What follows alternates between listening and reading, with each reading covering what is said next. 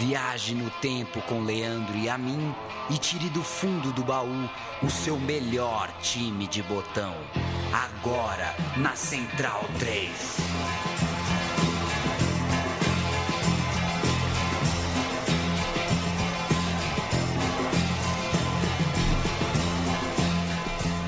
O meu time de botão começa mais uma de suas edições, uma das derradeiras, a penúltima de 2018. Eu sou o Leandro Amin, ao meu lado Paulo Júnior. Eu quero dar, antes de qualquer coisa, viu, Paulo? Oi! Eu mandar um abraço pro Daniel Cunha e Silva, o autor desse livraço aqui que eu tenho em mãos. Esporte Clube Lemense, 100 anos do Azulão Querido. O Lemense, até o Lemense tem direito a um livro, né? Isso aqui não é desperdício de papel, não, senhor. Não. Os times pequenos da Nica têm direito à memória, têm direito ao orgulho. Talvez não tenha direito a um espaço no meu time de botão, porque realmente desses quadros aqui, ó, o Lemense de 22 parece que foi bom, o de 58, eu tô tentando pegar uma escalação aqui, alguma coisa, por exemplo. Com todo o respeito, de 22 tem que parecer ter sido bom, porque a gente não vai ter como saber também, né? Por exemplo, em 1983, o ano do Lemense ficou conhecido como o fim da era Camal. O que deve ter feito o Camal, hein? Pois é. Em Leme, né? Já foi pra Leme, Paulo? Já fui. Já foi? Já fui. E ao Pontal? Também. Entendi. Título com gosto amargo, ó. 14 de agosto. Que ano foi isso aqui? Tem título. O Lemense ganhou alguma coisa. O comércio todo da cidade ajudando a confecção do livro é bom. Gosto de ver livros alternativos, digamos assim. Foi um presente da Bia, né? A Beatriz, que apresenta aqui o programa As Desqualificadas. Não gosta muito de futebol, mas quando ela vê um livro de futebol... Não gosta muito de futebol, mas comprou o livro do Lemense. Então, não serve muito seu raciocínio. E um abraço pro pessoal do Le Monde Diplomatique, cujo um dos apresentadores, o Luiz, eu imagino, esqueceu o celular aqui no estúdio desde ontem, meio-dia, e até agora não fez falta. Não deu falta. E eu acho isso, incrível, considerando que estamos em 2018, é algo que merece também um registro. Eu vou mandar um abraço pro Eric Pereira Gomes, que me mandou um e-mail dizendo que recentemente ouviu todos os episódios do programa Meu Time de Botão, mas foi dar uma revisada e conferiu que tem 25 programas que não aparecem. E aí eu contei pra ele, e eu aproveito para tornar pública a minha resposta. Um belo dia postamos o programa 78, e quando a gente foi subir o programa da semana seguinte, subimos como 98. Então, não existem esses 20 programas, ou o que se comenta também nos corredores dos estúdios Central 3 em São Paulo. Aliás, por que os estúdios, né? Até quando é um estúdio só, né? Os estúdios Central 3, é um só. Mas, enfim, pode ser que deixamos ali uma brecha proposital, né? Tem 20 programas ali que merecerão esse destaque. A gente pode falar que foi um especial que a gente fez, uma série sobre o Pelé, por exemplo, de 20 episódios que juridicamente tivemos que tirar do ar. Pode ser. Última gravação do ano, não o último programa do ano, porque a gente tem uma gavetona sobre o Goiás, né? Falei mentira para um ouvinte, né? Inclusive, pois é. Falei que ia sair essa semana. Não, Goiás é semana que vem. O programa sobre o Goiás fica aí para os dias mais próximos do Natal. E em 2019 a gente volta com a produção a todo vapor. Falando em vapor, né? Força aqui pro nosso ar-condicionado. Gravamos este Meu Time de Botão. No pelo. O ar-condicionado está em colapso. E está muito quente na cidade de São Paulo, mesmo com a chuva que atrasou o Paulo Júnior em sua chegada. Hoje eu fui aquele típico panaca paulistano mesmo, né? Eu vinha de metrô, estava atrasado para te encontrar, resolvi chamar o famigerado 99, o 99, né? O TX. Famigerado, chamei o TX e levei o dobro do tempo, fiquei R$10 mais pobre. E foi um pouco trouxa, né? Aliás, até coloquei no Twitter esses dias, né, Leandro Amin, o fetiche que se tem pelo meio com que as pessoas se transportam, né? Uhum. O Haddad no ponto de ônibus, né? Ai, meu prefeito vai de olho. Eu queria avisar para quem não é de São Paulo que o Haddad mora no Paraíso, trabalhou 4 anos no Anhangabaú. é cagada de carro. Simplesmente isso. Se ele fosse de carro, quer dizer, ele ia de carro, ele estaria sendo um pouco seria um pouco sem sentido, né? A rota ali não tem milhares de ônibus, tem um metrô perto de casa. Agora teve o menino lateral do Fluminense, né? Foi visto voltando de metrô. O Julião. Lembrei do Rogério Ceni em Londres, as fotos do Rogério Ceni no metrô de Londres. Ele postou uma foto e aí um cara comentou: aí anda de metrô, aqui não anda. Ele falou: tem que melhorar os metrôs de Brasil. Como se tivesse preocupado com a melhoria do transporte público. Então, assim, é muito louco, né? Como a gente... Aliás, em São Paulo, a gente tem muitos ouvintes de São Paulo, mas, obviamente, o copo meio vazio, muitos ouvintes que não são de São Paulo. Em São Paulo, se você é fechado por um carro enquanto você anda de bicicleta, você é xingado de petista. Tem isso. Então, o meio de transporte virou uma identidade política, né? A gente está muito louco mesmo, né? A gente tá muito louco. Tem o Lugano também de ônibus indo ao treino do Cerro Porteño. Mas o Rogério Ceni no metrô, considerando que o Rogério Ceni, pelo menos a mim, ele se assemelha ao fantasmão do Ghost, só que sem o cabelo, né? É um pouco assustador. No entanto, também para o Rogério Ceni ir para o Morumbi, se bem que o São Paulo não treinava no Morumbi, né? Na Barra Funda também dá para chegar de ônibus, de metrô. Eu hoje ganhei do Uber, viu? Porque precisava tirar o meu RG no Poupa Tempo. Tô 2 anos sem RG. Hoje eu tinha que buscá-lo, porque amanhã, bem sabe você que eu viajo, é bom ter o RG no bolso. E qual não foi minha surpresa quando o Uber anunciou R$24 num caminho que geralmente é 10, né? Garoto. Aí eu peguei só uma lotação, um busão mesmo, gastei R$4, para voltar tava mais 20 e tantos. Mais uma vez, peguei o transporte público, mas o transporte público não vinha. E quando estava chegando aqui no nosso estúdio, vi que tinha uma rua interditada. Você passou pelo Oscar Freire? Não passei, mas vi o interdito. Pegou fogo ali em alguma... Pegou fogo numa loja, né? Pegou fogo, cabaré. Ali é assim, que ninguém tenha se machucado, mas quem sou eu pra também derrubar as lágrimas por fogo no Oscar Freire. Mas mandar um beijo pra minha avó Adelaide. Você falou do RG? Minha avó me fazia ir soltar pipa na praia com RG. Porque se a polícia me pegasse com cerol, eu no alto dos meus 11 anos, e eu fosse preso, eu tinha o RG pra mostrar pra polícia. Loucura, né? Eu ia com a sunga, com a camisa do Parmeira e com o RG dentro da sunga. Tudo pra casa eu fosse levado por conta do cerol. Bom, era o Tocal, viu? O Tocal, amigo meu, ia pra Tocal porque era de família portuguesa, a avó dele não conseguia falar Antônio Carlos, né? Aí ficou Tocal. Ele ia na praia, ele não falava vou à praia, ele falava vou empinar pipa. Ele não frequentava a praia. Ele não se sentia na praia, ele se sentia num ambiente onde se empinava pipa. Certa vez, muito gordo, lá com seus 15, 16 anos, ele era muito gordo, ele teve um problema no joelho, de tanta obesidade. E passamos um verão empurrando o Tocal pelas areias da Praia Grande, ele empinando pipa e a gente carregando ele pra cima e pra baixo. Cenaça, hein? Cenaça. Tocal, que era da Leões da Fabulosa, morreu aos 18 anos. Sinto saudade dele e ele é um quadro na parede da Leões da Fabulosa, a torcida organizada da Portuguesa, que definha. Que aliás, 5 anos, né, do aniversário do maior golpe da história do futebol brasileiro, né?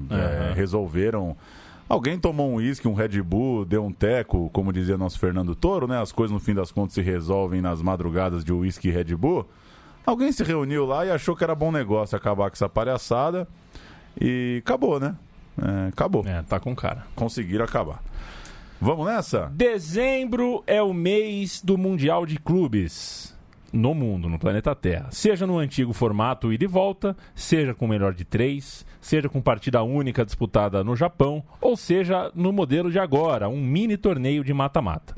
Dezembro é também o mês em que este programa, e também durante todo o ano, se recusa terminantemente a discutir a chancela que se quer dar para qualquer coisa do passado com a lupa sob os olhos do presente. O meu time de botão, que nasceu para tratar com carinho e sem indulgência intelectual o passado do nosso futebol, fala, lembra, recorda, registra o Mundial de Clubes de 2000, o primeiro no tipo de campeonato, né? Campeonatinho ali com 2 grupos, o vencedor faz a final, que teve lá os seus momentos na memória do torcedor, principalmente do brasileiro, já que foi realizado aqui no Brasil e com grandes craques e com grandes imagens, como, por exemplo, o giro do Edmundo nos ingleses do Manchester, a caneta do Edilson no francês do Real Madrid. Imagens que sintetizam a nossa arte de jogar futebol e embaraçar a bola no filó do adversário. E também, como eu coloquei aqui na última linha, torneio que também mostra o caos político que é o futebol brasileiro, o futebol sul-americano, o futebol internacional, a forma com que esse campeonato foi organizado. A gente vai contar agora um tanto quanto caótica. Nos anos 90, a FIFA vinha pensando num torneio que reunisse representantes de todas as federações. Eram vários países interessados e lembrando que eram tempos em que a entidade máxima do futebol começava definitivamente a rodar por países periféricos ou regiões que pudessem intensificar o gosto pela bola. Por exemplo, a gente teve Mundial Sub-20 no Catar em 2005, Mundial Sub-17 em Trinidad e Tobago em 2001, ou seja, a FIFA começava a fazer seus torneios em países não tão ligados a uma elite do futebol, coisa que hoje virou rotina, né? Mas naquele momento de torneios femininos, torneios de base, era uma novidade, torneios FIFA viajando pelo mundo. Daí vem a sua pesquisa, né, Paulo Júnior, sobre o início das tratativas desse Mundial de Clubes na virada do século. E a pesquisa apontou que candidatos havia candidatos, né? O correto, né? Não tem o M aí, né? Que havia candidatos a receber o torneio e países diferentes do Brasil, tais como Tahiti e China, por exemplo. Mas no fim, só colocou no papel mesmo, bonitinho, Arábia Saudita, México, Brasil e Uruguai. Só esses realmente apresentaram candidatura com interesse de fato. Em 1997, a FIFA definiu que a Copa do Mundo de Clubes se tornaria produto nosso. Seria em território brasileiro no ano de 99. Mas acabou adiado, claro, senão esse programa seria sobre o Mundial de 99. É sobre o Mundial de 2000. Acabou adiado, ficou para 2000, definido num formato com 8 participantes. Em tese, os representantes do Brasil seriam o Palmeiras, como campeão da Libertadores 99, iria como o time do continente, e o Corinthians, como campeão brasileiro de 99, deveria representar o país sede. Mas ainda no meio daquele ano, o Vasco entrou na parada por uma série de fatores, principalmente políticos, que a gente vai contar agora. Você quer ler aí o Juca? Juca Kfouri! Coluna do Juca Kfouri na Folha de São Paulo, de 20 de junho de 99. Um trecho da coluna que resume bem o imbróglio que acabou fazendo com que o campeonato tivesse Corinthians, não pela razão correta, e Vasco por um mérito atrasado, por uma canetada que garantiu o Vasco. Abre aspas, era preciso garantir torcida no primeiro Campeonato Mundial de Clubes oficialmente organizado pela FIFA. Como o torneio será disputado em São Paulo e no Rio de Janeiro, tornou-se necessário inventar um critério que garantisse a inclusão de uma equipe de cada cidade.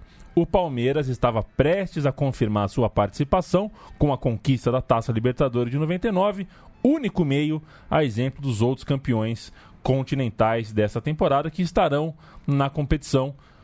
O único meio decente, né, de garantir uma vaga, diz o Juca. Continua o Juca, mas e se o campeão brasileiro de 99 não for do Rio? E se o Palmeiras não ganhasse do Deportivo Cali? Opa, perdi aqui. Já imaginou? A América do Sul, defendida pelos colombianos e o representante brasileiro sendo um clube fora do eixo Rio-São Paulo, quem iria ao estádio?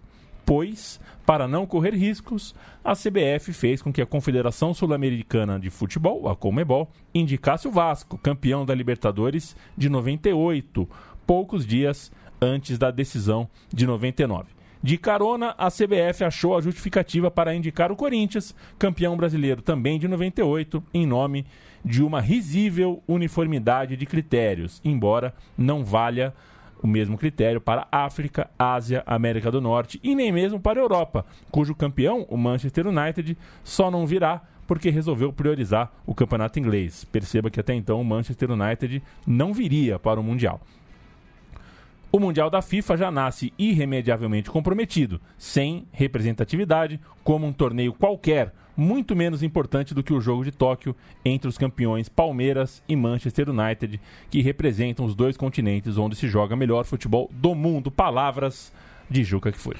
A coluna segue lembrando o outro lado da história, no caso, a CBF beneficiando o Vasco por motivos políticos, pagando pelos favores que Eurico Miranda tem feito na Câmara Federal, além do fato do Cartola Vascaíno estar rompendo com a empresa de Pelé, que no Brasil representa a ISL, a empresa de marketing esportivo, e que estava envolvida com o Flamengo. Além disso, o Corinthians era associado à Trafic, que foi a empresa que tocou o marketing, as transmissões da competição, ou seja, tinham motivos também fora de campo. Então, membro do comitê organizador e futuro presidente da Trafic, o Júlio Maris, confirmou anos depois, várias vezes, por exemplo, num especial do UOL sobre o torneio publicado recentemente, que o arranjo com um paulista e um carioca era comercialmente vantajoso.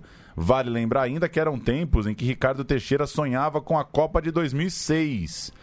O Ricardo Teixeira achava que um Mundial com São Paulo de casa cheia e Rio de Janeiro de casa cheia ajudaria a imagem do Brasil para levar a Copa de 2006. Como a gente já sabe, foi para a Alemanha, a outra foi para a África e a outra é a que veio aqui para o Brasil.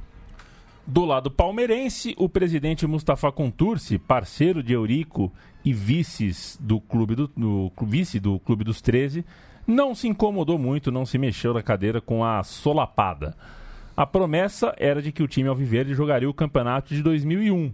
O curioso é que nos outros continentes não houve essa pressa toda. O representante da CONCACAF só saiu em outubro e o da África só em dezembro. Portanto, uma bagunça, e eu dou fé, né, Paulo? Já falei pra você que eu tenho um ingresso desse jogo. Gabriel Brito, meu irmão, nosso grande camisa 10 do Autônomos, me deu um dos ingressos do Mundial de Clubes para eu guardar de souvenir. E no ingresso está escrito Corinthians versus CAF, representante da África. Quer dizer, a tabela, os ingressos, tudo foi feito antes do representante africano ser definido. Ou seja, dava para esperar. Não esperava, porque não quiseram. E esse último parágrafo mostra que o Palmeiras também não se esforçou para comprar a briga. Achou que estava bonito. Pro próximo a gente está garantido? Vamos tranquilo para a Europa, vai ser legal. Caiu do cavalo, a gente vai retomar essa história no fim do programa. Participantes, portanto, do primeiro Mundial de Clubes da FIFA em 2000, começar pelo Vasco, confirmado em junho de 99 como campeão da Libertadores 98. Dias antes da final da Libertadores entre Palmeiras e Deportivo Cali, como a gente já citou no texto anterior, o Vasco foi confirmado como representante da América do Sul.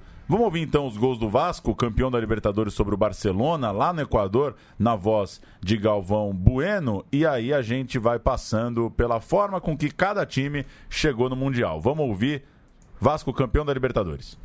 Porque o Vasco jogou 6 vezes como visitante, né? Nessa Libertadores. Desses 6 jogos foram 2 derrotas e 4 empates. E as 2 derrotas por 1-0. Olha o lançamento para Luizão, essa é boa. Botou na frente, capricha, Luizão. Capricha, Luizão, capricha. Gol!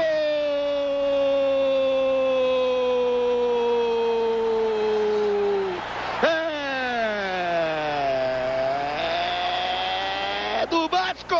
Lá vem o Vascão!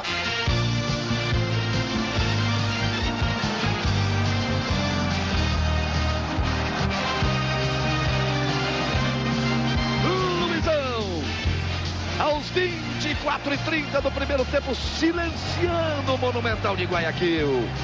80 mil pessoas em silêncio no Monumental de Guayaquil. E a galera lá no restaurante, a Fernanda Abreu, a Thaís, Eri Johnson, Luiz Melodia, representando a torcida do Vasco e todo o Brasil. Essa é a deixa final, né? A galera lá no restaurante, Luiz, que beleza. Novinha, Thaís Araújo, que legal. Melhor coisa que eu vi na semana foi o programa Ensaio da TV Cultura, com Luiz Melodia, programa das antigas. É a melhor coisa que você viu no mês. Não viu nada melhor na semana anterior. Realmente não. o Luiz Melodia é enjoado, viu? É bom, né? Bom de serviço. Vamos passar pelo Corinthians, rapidinho pelos brasileiros, confirmado junto do Vasco como campeão brasileiro de 98, como a gente citou, a vaga para o país sede foi antecipada para o campeão de 98, coincidentemente o Corinthians seria campeão brasileiro também em 99, ou seja, se fosse pelo regulamento correto, coerente, o Corinthians teria essa vaga de toda fora. Vamos ouvir o gol do título brasileiro do Corinthians em 98, de Marcelinho para Diney, Corinthians campeão brasileiro de 98, garantido no Mundial, que ele nem sabia que ia ter ainda, mas esse gol levou o Corinthians para o Mundial de 2 anos depois. O senhor Léo Levi Clube também está nervoso do outro lado, está nervoso o torcedor do Cruzeiro, nervoso o torcedor do Corinthians, nervoso os jogadores em campo. É uma grande final de campeonato. Aí vem o Corinthians com Diney. Aí para cima da marcação. Leva a vantagem, Diney faz o cruzamento, toque de cabeça. Gol!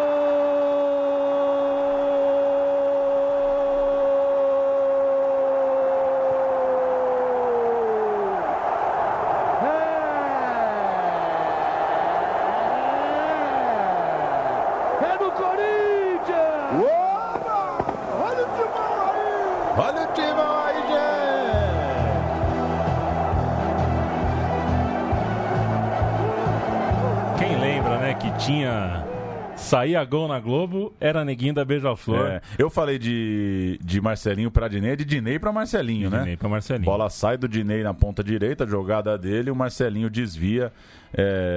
Tá aí, então, Vasco e Corinthians assim chegaram ao Mundial. Real Madrid foi outra equipe participante, uma das primeiras certezas, já que o regulamento previa que o campeão interclubes de 98 também estaria no Mundial, e esse clube era o Real Madrid, que tinha lá em Tóquio, inclusive, batido o Vasco. Nós vamos então com uma trinca de Galvão. Já ouvimos duas, vamos para a terceira. Real Madrid 2, Vasco 1. O jogo que colocou o Real Madrid, deu o título mundial ao Real Madrid, mas colocou o Real Madrid no Mundial também. Coisas que você precisa falar, contextualizar, porque se a sua cabeça estiver funcionando de forma matemática, não vai dar para entender. Não dá para um Mundial levar o outro, né? Exato. Mas dá. Vamos ouvir. Para cima, Sidorf para fazer a inversão pro amigo dele, eles são muito amigos, Roberto Carlos pelo outro lado, lá vem Roberto, bateu cruzado. Gol!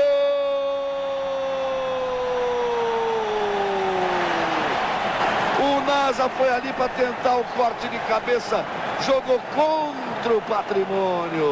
Agora são 5, quem sabe agora, partiu o Vasco. Olha a bola jogada na esquerda, o cruzamento do Donizete. Ainda Luizão bateu, Wilder salva. Insiste o Vasco, vai que dá Juninho. Gol!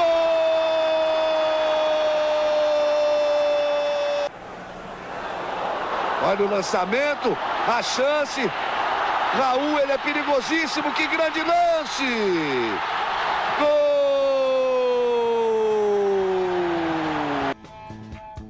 Era a bola o Raul, hein? Bom de bola, bom demais. E vem aí o Al Nassr, Paulo Júnior.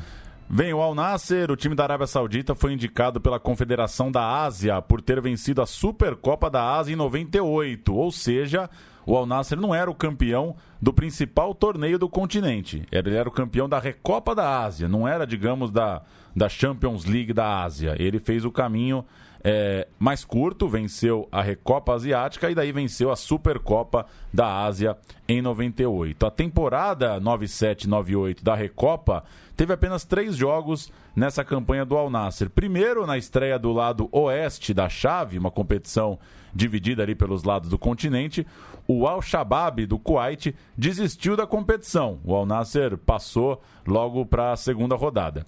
Veio o Al-Ittihad do Catar, 3-2 no placar agregado, construído no jogo de volta depois de empate por 0-0 na ida. Aí veio a fase final, a semi do lado oeste e a semi do lado leste eram jogadas numa única sede, uma rodada dupla lá em Riad, na Arábia Saudita. A reta final, a finalíssima ali do campeonato. O Al Nassr fez 2-1 sobre o Kopedag Asgabat do Turcomenistão, enquanto o Suwon Samsung Blowings da Coreia do Sul enfiou 5-0 sobre o Beijing Guan da China. Na decisão finalíssima, 12 de abril de 98, o Al Nassr ganhou de 1-0 do rival coreano com um gol, veja só, de Stoichkov, do búlgaro Stoichkov. Ele marcou o gol 1-0 para o Al Nassr, gol que mais tarde valeria uma vaga no Mundial de Clubes. Com o título entre os campeões das Copas, o time da Arábia Saudita tinha em dezembro daquele ano a Supercopa da Ásia. Aí sim, pegava o campeão da Champions League local, que havia sido o Pohang Steelers da Coreia do Sul. Na ida, na Coreia do Sul, 1-1. Na volta, na Arábia, 0-0. Ou seja, confirmada a vaga no Mundial. Recapitulando, o Al Nassr vence, portanto, a Recopa Asiática em abril. Em dezembro, vence a Supercopa da Ásia. É por isso que vai jogar o Mundial. Vamos ouvir o gol do Stoichkov, o gol da vitória na Recopa, 12 de abril de 98, 1-0 para o Al Nassr, em cima do Suwon Samsung Blue Wings da Coreia do Sul. O Al Nassr caminhando para vir jogar o torneio no Brasil. خلف لأحمد بن نصيب. أحمد بيلعب كرة أمامية لمحمد سالم العنزي، بيحاول بالراس، بيحاول يستلمها، ومحاول أيضا بالعرض.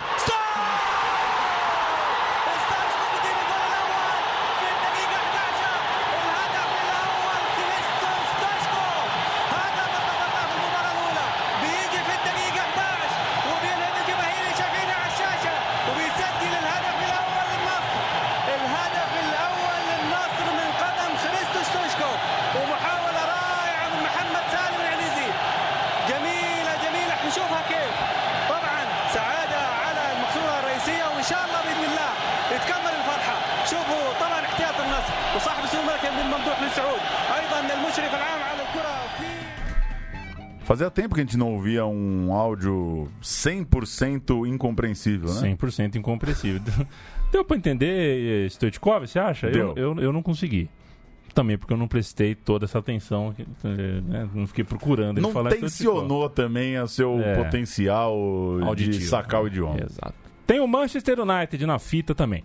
Indicado da UEFA por ser o atual campeão do continente, viajou meio que sem vontade, porque janeiro é um mês louco ali na Inglaterra e o Manchester queria priorizar o campeonato inglês, já tinha um calendário com as Copas, todas ali acontecendo, e no calendário o Mundial Interclubes no Japão também tomava tempo do clube, né? O clube jogou em 30 de novembro de 99 o Mundial de Clubes no Japão, em Tóquio. Mesmo assim, o Manchester acabou pressionado pela federação local, que tinha também o seu interesse político. A federação inglesa queria sediar a Copa de 2006 e, por causa dessa vontade esportiva, ela também tinha interesses políticos e levar o Manchester United para o Mundial era importante. A federação pediu, o Manchester aceitou e chegou no Rio de Janeiro para tomar cocô. Depois a gente vai contar essa história. Os 2 gols da virada maluca do United na final da Champions de 99 a gente ouve agora. O Manchester venceu o Bayern de Munique de maneira incrível nos minutos finais. He's got one in Europe already. Beckham in towards Schmeichel. It's comfort to White York. Cleared. Giggs with a shot. Sheringham!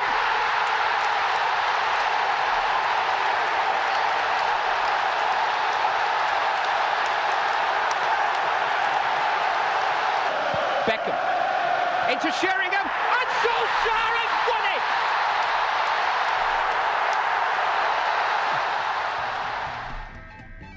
Chegamos na Oceania, o South Melbourne, time da Austrália, venceu o campeonato de clubes da Oceania em setembro de 99. Torneio exatamente criado para dedicar uma vaga ao Mundial de Clubes. Ou seja, dos classificados, dá para dizer que o time da Austrália tem a vaga mais racional de todas. Vai ter um Mundial? A gente vai criar um torneio continental para sacar o nosso representante. Esse campeonato aconteceu na República das Fiji. As Ilhas Fiji reuniu 9 clubes de 9 associações nacionais lá da Oceania. Eles foram divididos em 3 triangulares e o South Melbourne, campeão australiano 98-99, venceu o Malaita Eagles das Ilhas Salomão por 2-1 e o Konica Machine da Samoa Americana, não pode, 14-2, perdeu o time da Samoa passou o representante da Austrália. Nas semifinais, que reuniam os vencedores dos grupos mais o melhor segundo colocado, o South Melbourne fez 3-0 no Venus do Tahiti para encarar o NAD, o time da casa, na decisão, e meteu 5-1 para o time da Austrália, o primeiro campeão continental da Oceania, e é por isso que o South Melbourne veio para o Brasil 3 meses depois. Vamos ouvir o gol do título do South Melbourne no australiano. Lá no campeonato australiano, o terceiro da vitória sobre o Sydney United, campeão australiano, foi a Continental, venceu a competição continental e veio ao Mundial. Vamos ouvir o gol do título australiano, 98-99. Smart play. Hurdles the challenge of Rikic. Clarkson still full of running. Gutierrez, the ball in, and Marcus Anastasiades! That is the championship. John Anastasiades, the super sub, strikes again. They know they've done it, the South Melbourne players. What an impact from an impact player. 2 goals since coming off the bench. Este foi o South Melbourne e vamos para o representante da CONCACAF, o Necaxa, a equipe mexicana que levou a Copa dos Campeões da CONCACAF, a Libertadores deles lá. Isso foi em outubro de 99. Os representantes mexicanos na competição eram o Necaxa, campeão de inverno de 98, e o Toluca, o campeão de verão do mesmo ano. Eram 9 times classificados e, pelo regulamento, um dos Estados Unidos e um do México jogavam uma primeira eliminatória para ver quem entrava na fase final, só para os 8, né, em Nevada, nos Estados Unidos, em setembro e outubro, né, de 99. Sobrou a vaga, então, para o Necaxa, que precisou, logo em agosto, pegar o Los Angeles Galaxy em Los Angeles. Passou, sobreviveu, empatou o jogo no final e levou a vaga nos pênaltis.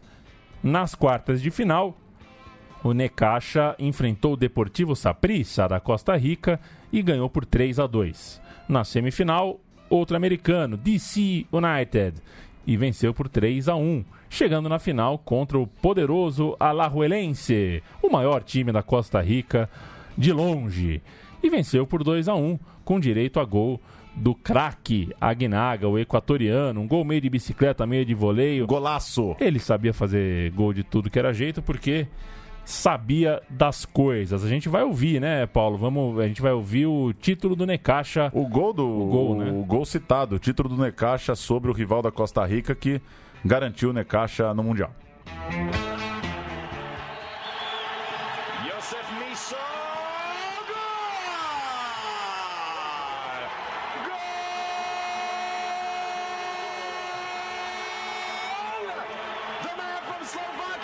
By the Chicago Fire. And without even showing you highlights, when you talk about Toluca and the 2 strikers they have to shut them out, a great shot, goal! Goal!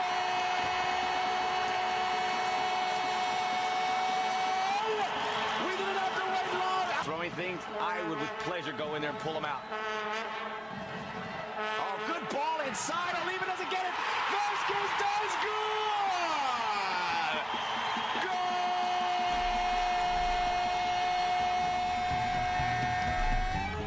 Para terminar, o Raja Casablanca, o 8º time, para a gente contar o caminho dele até o Mundial. A equipe do Marrocos levou a Liga dos Campeões da África no fim do ano, competição que terminou em dezembro de 99, em cima da hora. O time estreou perdendo no Senegal para o ASEC Jambur por 1-0, mas fez 4-0 em casa para avançar. Depois pegou o Joliba do Mali, fez 2-1 em casa, perdeu por 2-1 fora, mas passou nos pênaltis, 7-6 pro Raja. Vem então uma fase de grupos. O Raja Casablanca venceu a chave com o Al Ahly do Egito, o Hearts of Oak de Gana e o Shooting Stars da Nigéria. Passou por esse grupo. E na finalíssima, novamente foi aos pênaltis depois de 2 empates por 0-0 e títulos sobre o Esperance da Tunísia. Vamos ouvir o último pênalti à comemoração. O Raja Casablanca é campeão africano para cima do Esperance e assim vai ao Mundial. Quando a gente voltar, a gente finalmente entra no torneio de fato. Vamos ouvir a classificação do Raja Casablanca ao Mundial de 2000. إذن شكري الواعر ومصطفى الشاذلي. فريق رجاء البيضاوي يفوز بكأس إفريقيا. هنيئا لرجاء بطل إفريقيا. يا سلام، فوز رجاء. فريق رجاء يفوز بكأس إفريقيا للأندية البطلة، بكأس عصبة الأبطال الإفريقية. تتويج كبير يستحق معه الفريق الأخضر كل التهاني، علما بأنه لعب ب10 لاعبين فقط. هنيئا لرجاء على استماتتها.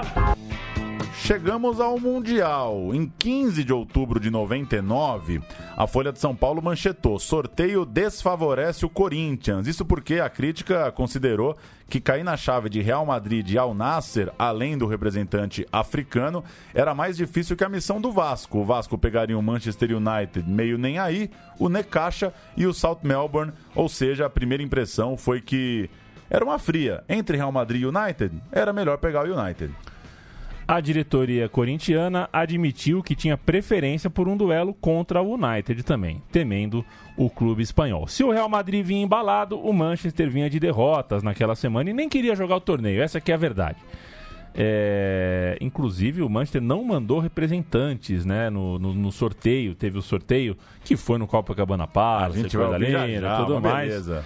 E nem representante veio. Enquanto o Bayern de Munique até se ofereceu para jogar. Falou, se o Manchester não quer, a gente perdeu deles na final, mas a gente topa jogar. Vamos ouvir, né, um trecho do sorteio, a transmissão do sorteio na Bandeirantes. Esse foi um campeonato ao vivaço no Esporte Total. Com um selo bolacha de qualidade. Tá aí, o representante africano vai ser indicado num torneio que reunirá os 8 melhores times do continente. E daqui a pouquinho a gente volta com o sorteio das chaves do Mundial Interclube. Vai de pressinha para o Rio de Janeiro. Luciano do Vale acompanha com você, amigo do Esporte Total, a partir de agora, no sorteio das chaves do primeiro Mundial Interclube. É com você, Luciano. Boa tarde. Estado do Rio de Janeiro. Muito boa tarde, Cléo. Muito boa tarde, meus amigos da Rede Bandeirantes de Televisão. Numa manhã, numa tarde, já no início, histórica para nós, porque, afinal de contas, aqui estão as maiores autoridades do futebol mundial para esse sorteio do primeiro Mundial Interclubes. Brasil 2. Ei, coffee break. Narrava pra cacete, mas fazia média também. Nossa, que saco, hein?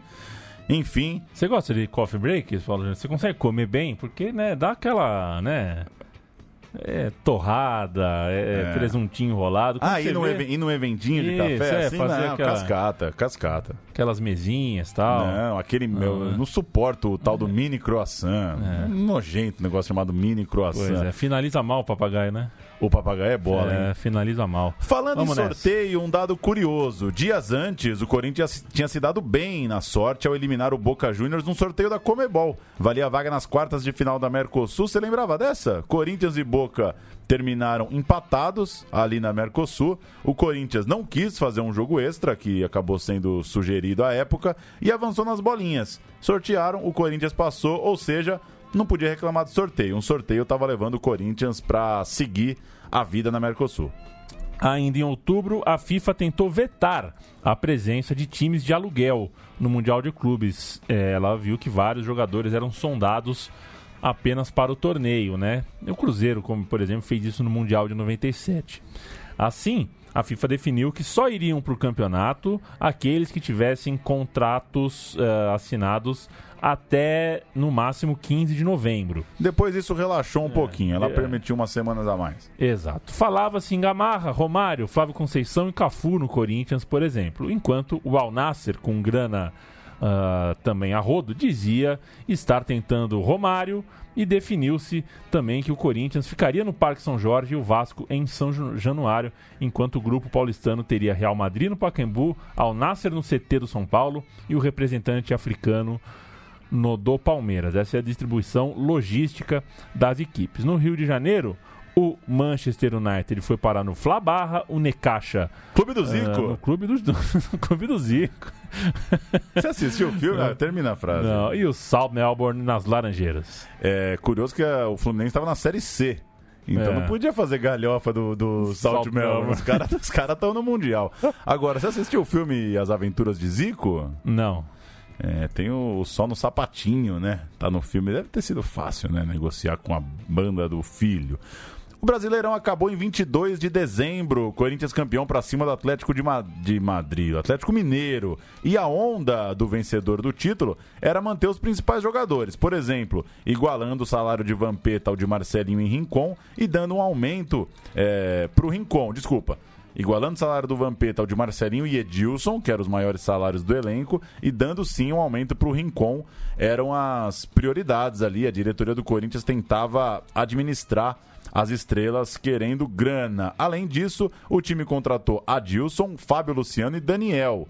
No Vasco, um amistoso em 29 de dezembro, rendeu a confiança para a torcida. O Romário e o Júnior Baiano, ex-jogadores do Flamengo, o Júnior Baiano, claro, com uma passagem importante pelo Palmeiras, mas o Romário chegando do Flamengo, participaram da vitória num amistoso sobre o Raja Casablanca no Maracanã. Vale lembrar que o Romário é campeão da Mercosul de 99 pelo Flamengo, mas acabou afastado na reta final por indisciplina, então voltava ali ao Vasco, precisando reconquistar a confiança da torcida.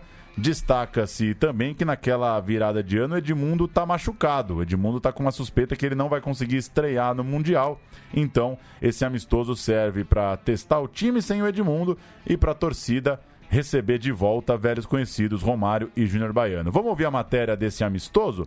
Pouquinho antes do Mundial, amistoso Vasco e Raja Casablanca, que estava no grupo do Corinthians, e amistoso que a pauta principal foi essa. Os caras do Flamengo voltaram, estão jogando agora pelo Vasco. Júnior Baiano estreia com vitória no Vasco. Aos poucos, os ex-rubro-negros vão conquistando a confiança da torcida. Torcedores só nas cadeiras e geral. Eles veem de perto o papo entre velhos conhecidos. Júnior Baiano e Romário já foram ídolos e fizeram juras de amor ao maior inimigo, o Flamengo. O torcedor vascaíno está desconfiado. Até que me prove o contrário, como vascaíno, eu acho que o Romário é flamenguista. Júnior Baiano não tem nada a ver com o Vasco, Júnior Baiano é Flamengo. O negócio foi beijar a camisa e matar no peito a pressão. Gilberto fez o primeiro. Romário o segundo. A tabela, que acabou no belo gol de Abolbi para o Raja, foi só um susto. Odivan logo fez o terceiro. E no pênalti sofrido por Viola, Romário marcou o segundo dele. Vasco 4-1. Para acabar de vez com a desconfiança, faltava uma daquelas jogadas. Uma dessas que só Romário faz. De cinema. De dar pena de não entrar. Uma boa resposta aos desconfiados. Existe uma desconfiança natural da torcida do Vasco, eu também ficaria, mas eu tenho que tentar sempre fazer o melhor e principalmente fazer gols que ajudem o Vasco a conseguir vitórias, consequentemente títulos. E eu vou tentar sempre. Enquanto isso, a diretoria do Manchester recomendou à sua torcida que ficasse na Inglaterra e assistisse aos jogos pela TV. Tem umas coisas na Inglaterra, né? Inglaterra e Colômbia na Copa aqui de 18.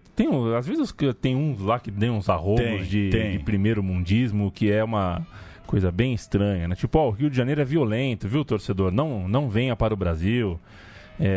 Não tem jacaré na rua, não, aqui não, viu? Embora preferia que tivessem. Pois tá muito bom. Jacaré. Um país com jacaré na rua tava bom. Ao invés de muita gente babaca por aí. Que esses babacas vocês querem na Inglaterra, passando férias e morando lá, né? Vocês não recriam, enfim. Essa você foi bem, hein? No Parque São Jorge... Prefiro os jacaré que as pessoas também. Lá no Parque São Jorge, o Vampeta tinha acertado a sua ida para o futebol italiano assim que terminasse o torneio. Seria o seu torneio derradeiro pelo Timão. Acabou não sendo, né? Acabou continuando. Ficou mais um pouquinho, né? Ele ficou, ele já vai na cola? Ele jogou a Libertadores de 2000, né? Ah, sim, ele jogou a Libertadores de 2000 e acaba indo depois. Mas eu acho então que ele acerta a transferência ali, né? E vai no verão europeu, é isso. E se o clima no representante paulista era de apreensão e aumento do valor do bicho, no Carioca o clima era de otimismo com as chegadas de Valber, Torres e Jorginho, além do já citado Romário.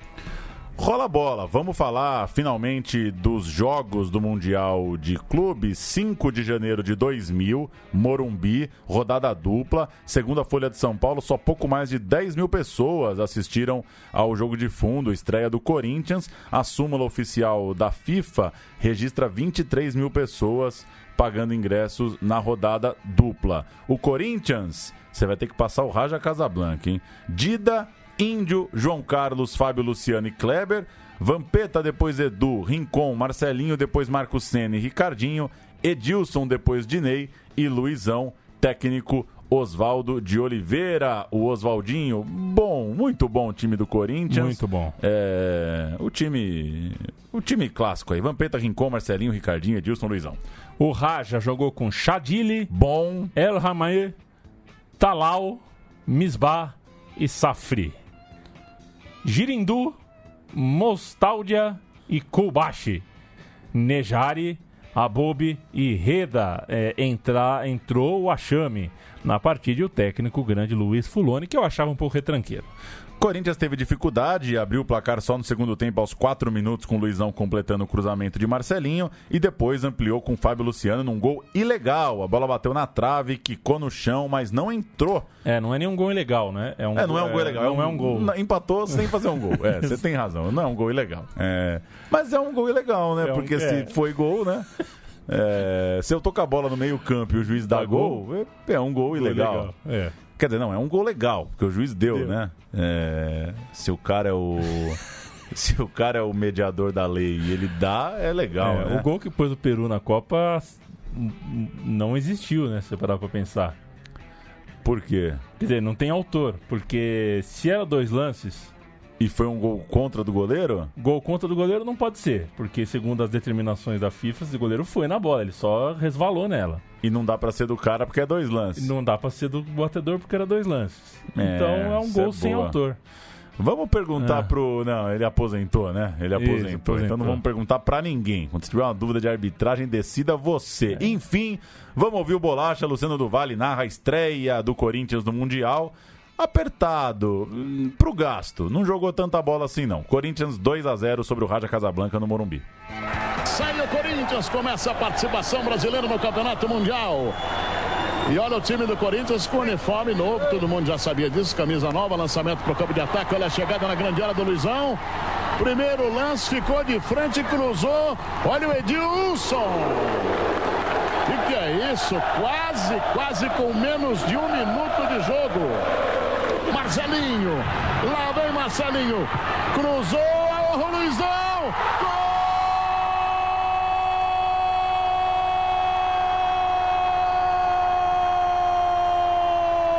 É do Corinthians! Luizão, matador, no cruzamento de Marcelinho da linha de fundo, aliás, normalmente todo crítico, analista diria o caminho do gol, a linha de fundo. E o Luizão de pé esquerdo botou no canto direito baixo do Chadili. É o primeiro gol no Mundial do Corinthians. Chadili é um goleiro sossegado. Chadili é um goleiro sossegado. Sossegadinho. Mais cedo, no jogo de cima, o Real Madrid fez 3-1 no Al Nassr, também sem sobrar em campo, um jogo pro gasto. O Anelka abriu o placar, Al-Husseini empatou e a vitória veio na segunda etapa com gols de Raul e Sávio, que jogou um bom Mundial. No dia seguinte, no Maracanã, o Manchester United empatou apenas no fim o seu jogo contra o Necaxa. Um gol do York salvou o United de uma derrota que seria uma zebra, mas um selo também, um carimbo de que aquele time não estava lá para fazer nada de útil mesmo. Vamos ouvir um pouquinho dessa transmissão, Necaxa 1 e United 1 pela Fox Latina, um pouquinho de espanhol aqui no meu time de botão. Muy buena observación, Héctor.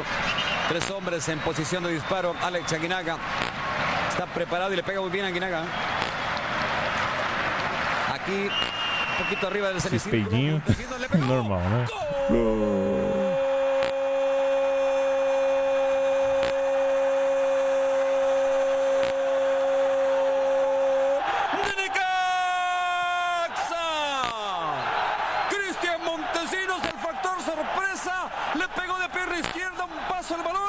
Necaxa abriu a pizarra aqui no Maracanã. Será que esse peidinho no áudio da Fox Latina é pra não piratearem o áudio? Será, rapaz? Que coisa, hein? Que incômodo. No jogo de fundo, Vasco 2, Salt Melbourne 0, gols de Felipe e Edmundo. Canto Vasco agora, eu fico com o Melbourne. Elton. Muito bom. Jorginho. Regular. Mauro Galvão. Não, peguei pesado. Volta aí no Jorginho. Jorginho. Bom. Mauro Galvão. Excelente. Júnior Baiano. Muito bom. E Gilberto. Bom. Amaral. Bom. Felipe. Craque. Juninho. Craque. Ramon. Bom. Edmundo.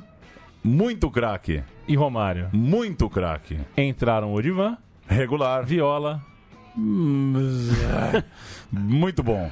E o Alex Oliveira. Bom. O técnico delega. Fraquíssimo. Melbourne, Jones, bom. Iosifides, Deamicis, Orlit, Blatsis, Clarkson, Panopoulos, Lozanovski, Liparotti, Trimboli, Curtirra. Entraram Conveni e Anastasiades. O técnico era ele, Ange Postecoglou. Ou seja, era um combinado Romênia-Grécia, né? O time. É brincadeira. Os públicos depois melhoraram em São Paulo e foram mais altos no Rio desde o início. E vale lembrar também que uma coisa pesa, né? Teve um boicote da Rede Globo, não é pouca coisa. A Globo mal noticiou o torneio. Depois da primeira rodada, por exemplo, o Globo Esporte abriu com Copa São Paulo de Futebol Júnior. Deu só 25 segundos a rodada dupla no Morumbi. E a TV justificou que era um torneio experimental. Comparou até com a Copa do Brasil. Falou que quando a Copa do Brasil começou também a Globo não foi nela de cara. E a Globo justificou ainda que tinha os direitos do pré-olímpico. Lembra daquele pré-olímpico no Paraná? A Globo tinha aquele torneio e ela dizia que a expectativa da torcida brasileira naquele janeiro era para ver a seleção de base, não para ver o torneio do Mundial. Ou seja, um campeonato com boicote da Globo sempre pesa. A segunda rodada tinha uma decisão entre Real Madrid e Corinthians por um lugar na final, já que só passava o campeão do grupo. Ambos provavelmente venceriam seus outros jogos, então era um jogo gigantesco para chegar até a final. O Corinthians foi com o mesmo time da estreia, assim como o Real Madrid, que alinhou com Casillas, Salgado, Hierro, Carembeu e Roberto Carlos. Guti, Yeremi, Redondo, Sávio, Raul, Anelka entraram. McManaman e Morientes, técnico del Bosque. O Anelka abriu o placar, o Edilson empatou. O Edilson, naqueles dias, virou, né? Ele tava com o capetinha no corpo, digamos assim. E o Anelka tornou a colocar o jogo em igualdade. O Anelka acabou fazendo 2 gols, mas ficou marcado no jogo por bater o pênalti que o Dida defendeu. Era o pênalti da vitória. O Dida, que estava na fase de... não entrava nenhum pênalti nele, pegou e a decisão, portanto, ficaria para a rodada 3. O Sávio jogou muito essa partida. É a única coisa que eu lembro desse jogo direito, assim. Corinthians 2, Real 2. Luciano do Vale narra. Tá caprichando ali Roberto Carlos para o time espanhol. 0 Corinthians, 0 Real.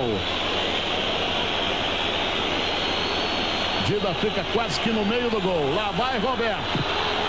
Pegou bem. Gol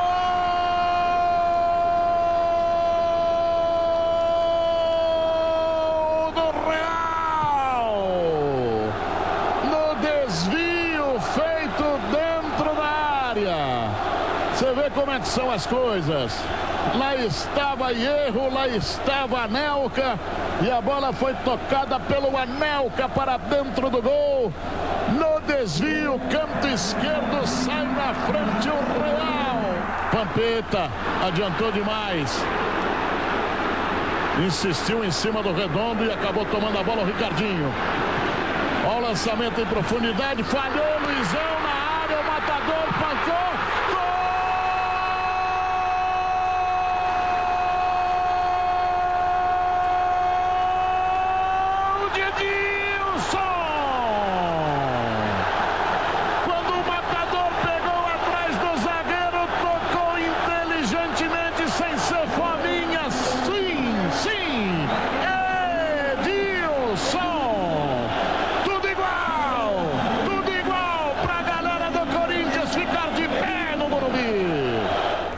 Sai perigosamente jogando, tocando, mas deu certo o Ricardinho.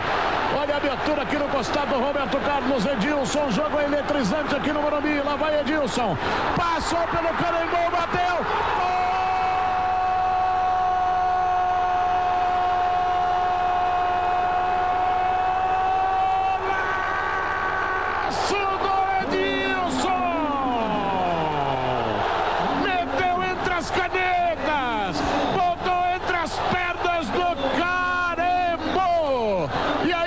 disse: eu sou o Edilson, o capeta! Carimbou! Essa história é ótima, né?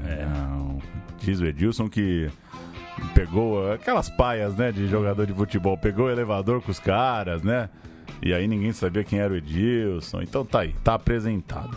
No dia seguinte, no Rio de Janeiro, o Vasco manteve o time. O Manchester United tinha mudanças. O Beckham, expulso na estreia, acabou ficando fora. O time, no fim das contas, foi um pouco mudado pro jogo. Bosnich, Gary Neville, Irving, Stan, Silvestre, Keane, Nick Butt, Giggs e Phil Neville, York e Solskjaer entraram Ted Sheringham, Fortune e Jordi.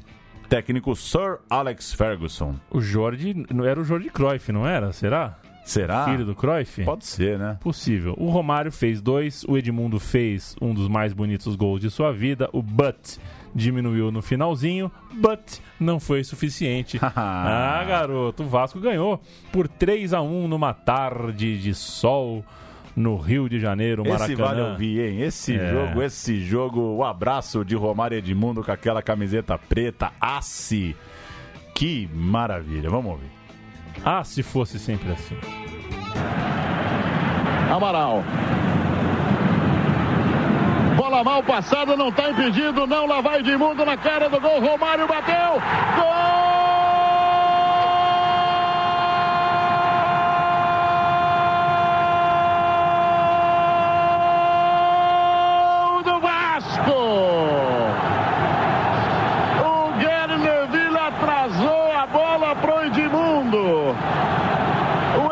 Veja só, a bola está com o nosso Jorginho.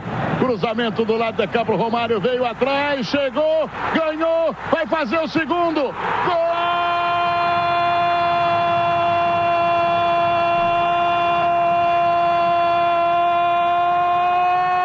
do Vasco! Bem feito, ficou na cara do gol, perfeito. Gilberto, permanece o Vasco, 2-0 o Vasco. Edmundo, olha a finta do Edmundo, maravilhosa!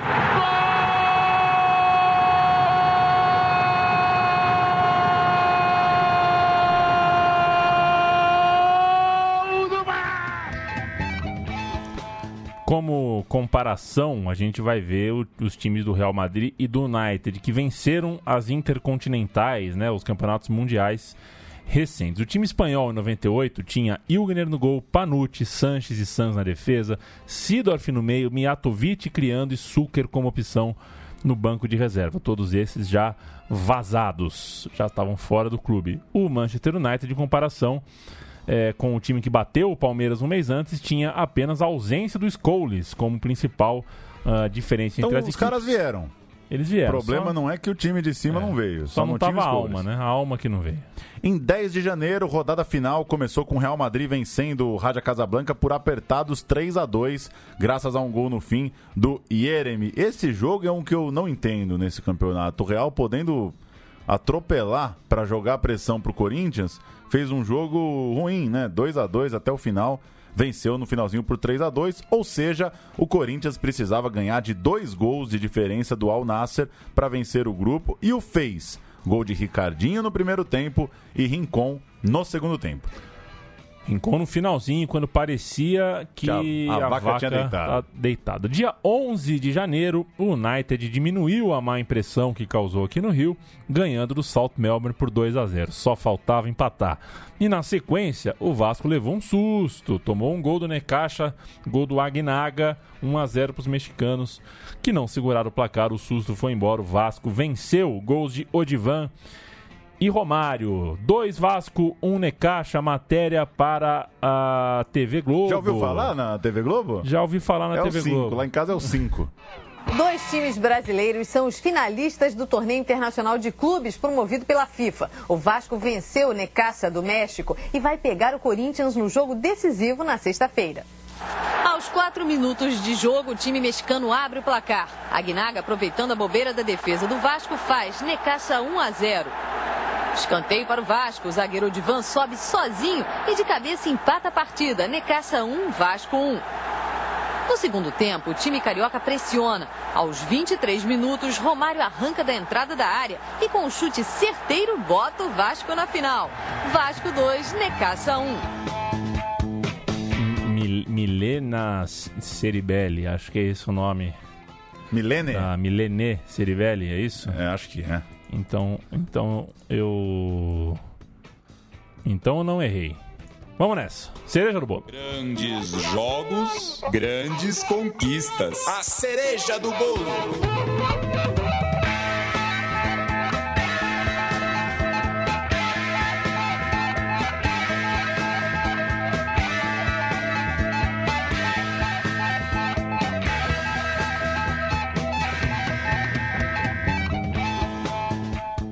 Ele pelo menos toca essa porra nos shows de hoje?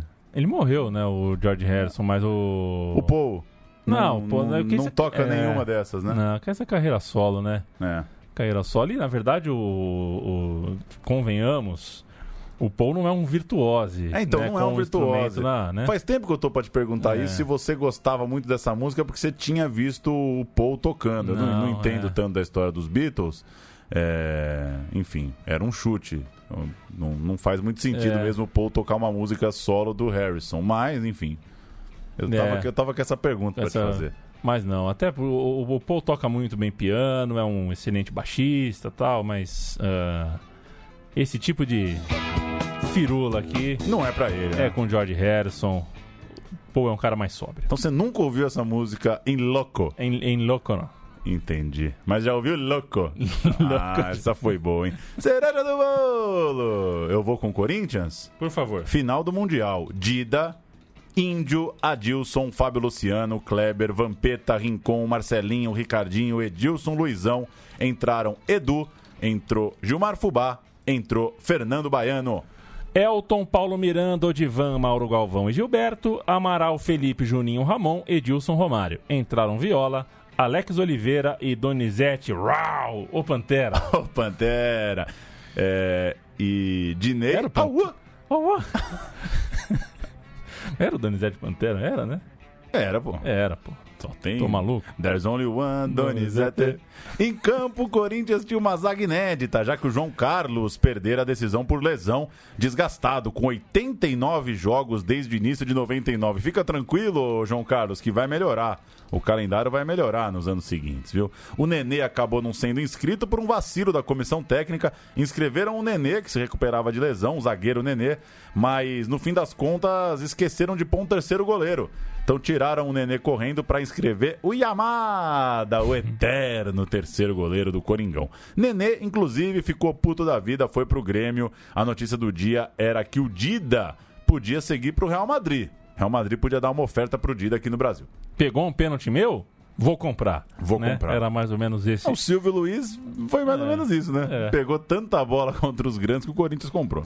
Do lado vascaíno, claro, holofotes para Romário e Edmundo, a dupla dos sonhos, a dupla que fez junto ao lado de Sávio o melhor ataque do mundo, já contado aqui em um time de botão sobre o Flamengo do Centenário. A dupla, renegada na seleção do Luxemburgo, podia finalmente conquistar algo grande em conjunto, em meio a uma briga na qual eles não estavam, por causa da qual eles não estavam se falando, né? Trocavam abraços e cumprimentos em campo, profissionalmente, e porque não são bobos nem nada, um respeitava a qualidade do outro, mas não eram mais amiguchos. O dia também era de preocupação para a CBF. A venda de ingressos em São Januário foi confusa, empurra-empurra, caos típico de final com um único ponto de venda. Em São Paulo as coisas foram mais tranquilas. A Gaviões anunciou uma viagem com 210 ônibus, cerca de 10 mil torcedores. E vamos pro jogo. Muito nervosismo, pouco futebol, bem longe tecnicamente do potencial que esse jogo tinha